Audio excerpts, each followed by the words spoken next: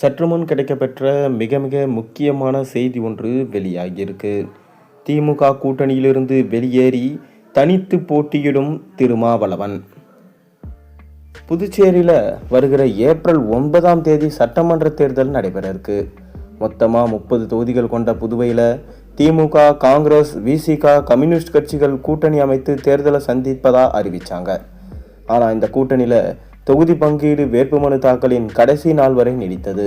இதன் காரணமாக காங்கிரஸ் சார்பில் 30 தொகுதிகளிலும், திமுக, விசிக உள்ளிட்ட கட்சிகளின் சார்பில் 30 தொகுதிகளிலும் வேட்புமனுகள் தாக்கல் செய்யப்பட்டன.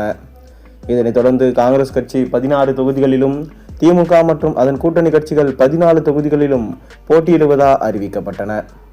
ஆனால் திமுக கூட்டணியில் விசிக சார்பில் போட்டியிடுவதா வேட்புமனு தாக்கல் செய்யப்பட்டு ஊசுடு, நெட்டப்பாக்கம், உழவர்கரை ஆகிய தொகுதிகளில் காங்கிரஸ் கட்சியும் வேட்புமனு தாக்கல் செஞ்சிருக்கு.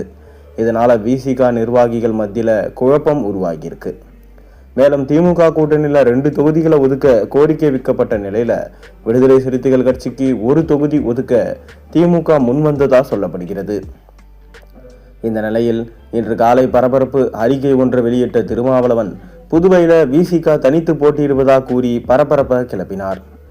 இது தொடர்பாக திருமாவளவன் வெளியிட்டிருக்க அறிக்கையில், புதுச்சேரியில் விசிக சார்பில் தற்போது வேட்புமனு தாக்கல் செய்யப்பட்டு ஊசுடு, நெட்டப்பாக்கம் மற்றும் உழவர்கரை ஆகிய 3 தொகுதிகளிலும் தனித்து போட்டியிட முடிவு செய்யப்பட்டிருக்கு. 3 தொகுதிகளை தவிர்த்து மற்ற தொகுதிகளில் காங்கிரஸ், திமுக கூட்டணிக்கு ஆதரவு அளிப்பதா தெரிவித்தார். மேலும் இவ்வாறு திருமாவளவன் தனித்து போட்டியிடுவது ஸ்டாலினுக்கு சற்று கலக்கத்தை ஏற்படுத்தியிருக்கு. ஆனால் ஸ்டாலின் செய்த விஷயத்தால், காங்கிரஸ் செய்த விஷயத்தால் தான் திருமாவளவன் கூட்டணியிலிருந்து வெளியேறி தற்போது தனித்து போட்டியிடுகிறார். மேலும் தற்போது தமிழக தேர்தலிலும் உட்கட்சி பூசல் அதிகமாகியிருக்கு.